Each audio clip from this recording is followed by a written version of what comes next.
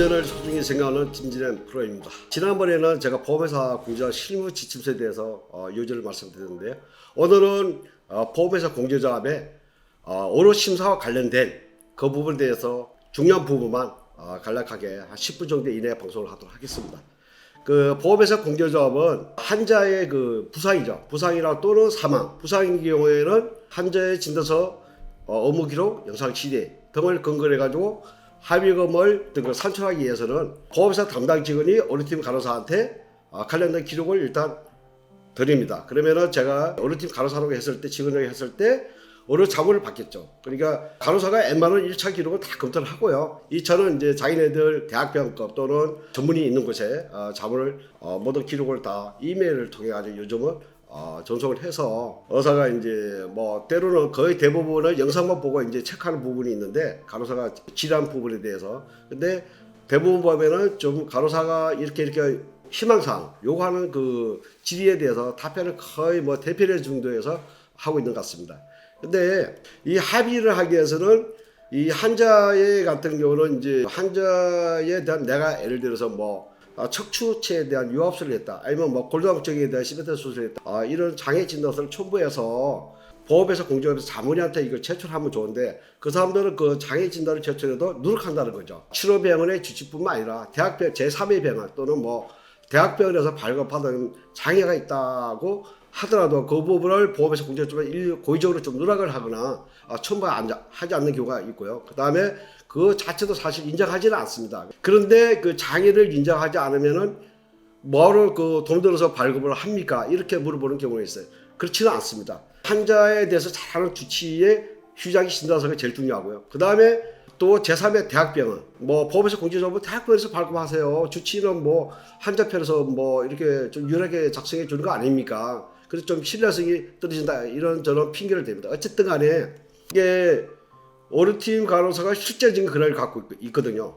이 장애가 일단은 한신의 연구냐 뭐 장애율이 높냐 낮냐 이 차이에 따라서 뭐 물론 소득이나 나이나 가실 등등은 이제 부가적으로 그 계산해봐야 이제 금액이 이제 최종적으로 어느 정도 윤곽이 드러나겠지만은 어쨌든 간에 이 제일 중요한 게 환자한테는 이 장애에 대한 거 또는 사고와 관련된 기여도라는 것이 뭘까요? 사고가 내가 장애 100% 있으면 뭐합니까?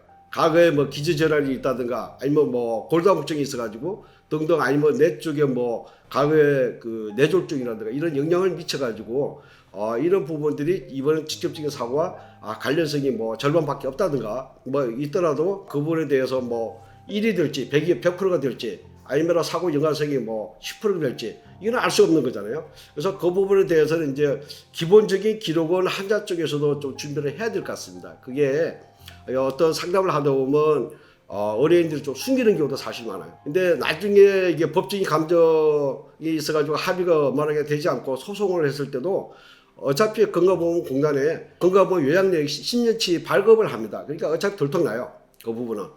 근데 이제 그 부분을 전략적으로 해야 되는데 보험회사 공제조합한테 개인정보니까 민감한 부분이니까 제시할 필요는 없겠죠. 다만 내가 이 의뢰인을 이 사건을 고액 사건을 전담함으로써 이 부분에 대해서는 뭐 과거력도 좀 확인할 전문가 필요가 있고요. 또 의뢰인 입장에서는 그걸 솔직하게 좀 기억이 안 나든가 그러면 그걸 발급을 미리 받아서 내부적으로 좀 검토를 한번 해보고 이게 이번 사고가 직접적인 연관이 있는지 아니면 단순한 기저질환인지 이런 부분들이 파악을 해서 직접적인 연관이 없다 그러면 이거는 담당 주치의라든가 또는 제3의 대학병원에서 휴장에 또는 법원에 소송이 제기 시 또 신청을 받을 때 그 참고 자료를 제출하는 것도 사항에 따라서 좀 유리할 수 있게 작용할 수 있겠습니다. 제가 앞전에도 여러 번 이야기했듯이 그 사람들은 그 회사를 위해서 고용된 직원이에요. 그 회사를 위해서 일할 수밖에 없습니다. 제가 예를 들어서 흉추 뭐 11번 12번 압박골절에서 연구장에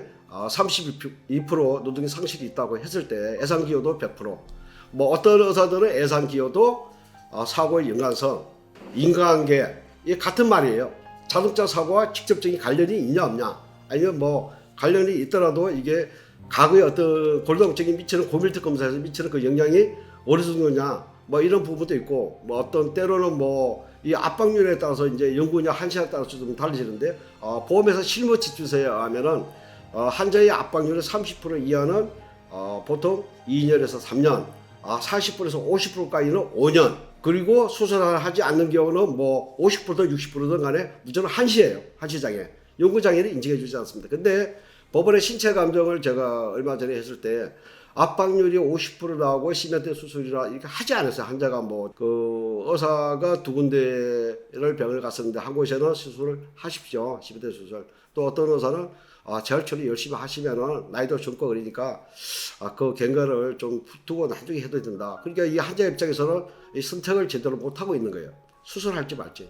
근데 어쨌든 이 상황에서 합의를 하게 되면은 보험에서 공제조합은 뭐 인정을 하지 않거든요. 연구장애 자체. 제가 봤을 때는 신경통증이 좀 중증도, 이중도가 된다 그러면은 제 개인적인 생각에는 수술 쪽으로 가는 것이 맞고, 그 다음에 나이를 떠나서 상당히 오랜 기간 동안 이 통증을 갖고 살아야 되는데 그래 수술 쪽을 또 시행을 해서 치료를 한 다음에 재활치료도 한 다음에 합의라는 것은 뭐 기본적으로 3년의 시간이 충분히 있지 않습니까? 그래서 그때에 대해서 치료가 어느 정도 끝나면은 법적으로 뭐 소송을 제기해서 연구장애를 받는 방법도 그렇게 나쁘지는 않다 이렇게 말씀드리고요.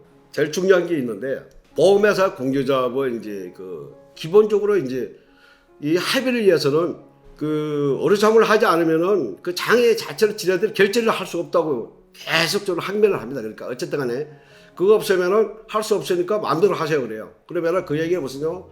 결국은 환자가 어루잠을 동의를 하지 않고 등등 그러면 우리가 개인적으로 발급한 거는 인정을 안 하거든요. 그러면 법적인 소송밖에 없는데 이걸 과연 그쪽에서는 자문을 보통 기본을 하나 보내요. 그 다음에 이쪽에 예를 들어서 뭐 서울대학교 병원에서 보냈더니 이 의사가 연구장애 없었다. 근데 또 B라는 대학병원에 이렇게 매직거 보냈더니 여기는 한시상이 5년이다. 그럼 서로가 좀 많이 다르지 않습니까? 그러니까 우리는 유리한 걸 뭐 제출하겠지만 보험에서 공제조합자기도 자기들 내부 그 지침에 의해서 자기 이제 기준 라인이 있거든요. 가이드 라인인데 여기서 이거는 연구장이 조금 우리는 이해가 안 돼. 도저히 이건 인정 못 해. 그러면은 또 다른 데 자문을 보내요. 보험회사는. 그럼 기본적으로 2개월을 보냅니다. 그러면 보험회사 공제처에서는 이 환자의 장애에 대해서 뭐 연구장애 이거는 그래 인정해. 확실히 뭐 절단이고 뭐고 등등 이거를 봤을 때 뭐 실명이 있다든가 절단 이런 건 누구나 봐도 마찬가지죠. 근데 이거는 보험회사 공제처가 봤을 때 이거 기왕장애가 뭐 있는데 보험회사 내가 먼저 판단해서 장애가 되어서 또 귀환적인 장애인에 대해서 삭감을 안 시킨 거예요. 그런 내용이 없다 그러면은 또 보냅니다. 회신을. 근데 제가 5군데까지 보낸 거 봤어요. 자, 그렇다면은 이제 그런 걸 좀 내용을 알기 위해서 그래서 환자 상태를 미리 좀 처음부터 이 관리 감독하면서 그런 부분을 잘 체크해 가지고 그런 내용을 휴장에 끌을 때도 또 장애주를 과감사 평가할 때도 그 기재되어 있는 부분이 되게 중요하거든요. 그래서 이 사고와 연관성이 있다 그러면은 예상기여도가 뭐 이게 100으로 기재했다 그러면 무조건 그거는 하해가 될 수가 없습니다. 그러니까 그 사고 예상 기여도를 주치의든 이런 환자에 관련된 기록을 이런 걸 토대로 해가지고 뭐 이 정도면은 과거니까 어느 정도 비교했을 때 과거가 있는 질병과 현재 이번 직접적인 사고와 그런 인과관계에 대한 비율 이 부분을 반드시 기재해 달라고 해야 될 것 같습니다. 그 다음에 보험회사 공제조합에서 의료사무 2개 3개를 받으면은 우리 환자 쪽에서는 그 배로 받아야 돼요. 즉 무슨 얘기냐면은 그쪽에서는 그 제일 그 환자에 대해서 의료 감독이 제일 안 좋은 것만 제시하거든요. 그렇기 때문에 우리는 제일 좋은 거 해야 되겠죠, 반대로. 그러면 그쪽에서 의료 자문을 1개를 하면은 우리는 2개를 받아야 돼. 이게 예를 들어서 뭐 보험에서도 대학병원에 버리기 때문에 우리는 서울대든 연대든 뭐 매직 그 애들 요구하는 매직급의 최소한의 주치부터 시작해가지고 2개를 받아야 밀어제키죠. 힘을 발휘하죠. 자, 니들은 의사 한 명이지. 우리는 환자를 직접 보고 살펴서 하라고 기록을 해서 우리는 2군데 받아왔다. 자, 누구 걸 인정할래? 이렇게 계단하고 기선잡을 할 때 유리한 고지에 와 있다. 이렇게 볼 수 있고요. 이제 사망일 경우에는 이제 진료기록 감정을 보통 하는데 경찰까지 사고부터 그 중상해라든가 이런 부분들은 뭐 국립가스 연구소에 보통 의뢰를 하지는 않습니다. 근데 사망할 경우는 이제 우리 사람이 그 직접적인 사망 원인이 뭔지 부검을 해요. 국립가스 연구소에서 이제 하면 보통 뭐 3개월 이내에 그 해신이 오는데 그게 그 근거로 해가지고 많이 요즘은 좀 하고 있는 것 같습니다. 그래서 연세가 이제 한 65세 이상을 이제 고령이라고 하는데 요즘 최근에 몇 건의 사망건이 있었는데 제 의뢰인건 중에서도 몇 건이 뉴스때도 사실 하기 싫은데 담당 조사계 직원이 이게 좀 국가수에 이게 부검을 해야 되지 않겠습니까? 이렇게 상당히 좀 강요식으로 이렇게 좀 권유를 하는 경우가 많은 것 같습니다. 그래서 이게 우리가 뭐 장기보험이든 이게 생명보험이든 손해보험이든 자동차보험이든 이 부분은 공통적으로 같고요.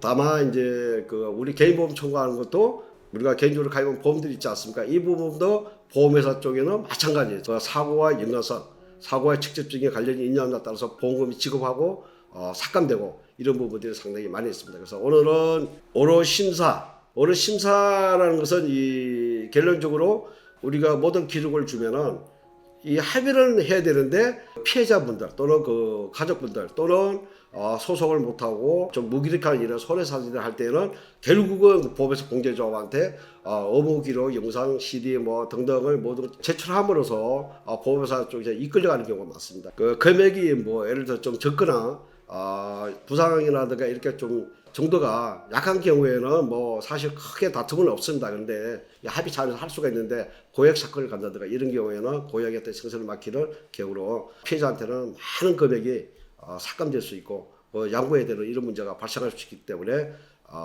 이런 부분을 전문가 선택함에 있어서 실무 경험이 풍부하고 기본적 자질이 기본적으로 돼 있는 사람 그런 분을 선택해야 되겠습니다. 오늘 여기서 마치도록 하겠습니다. 감사합니다.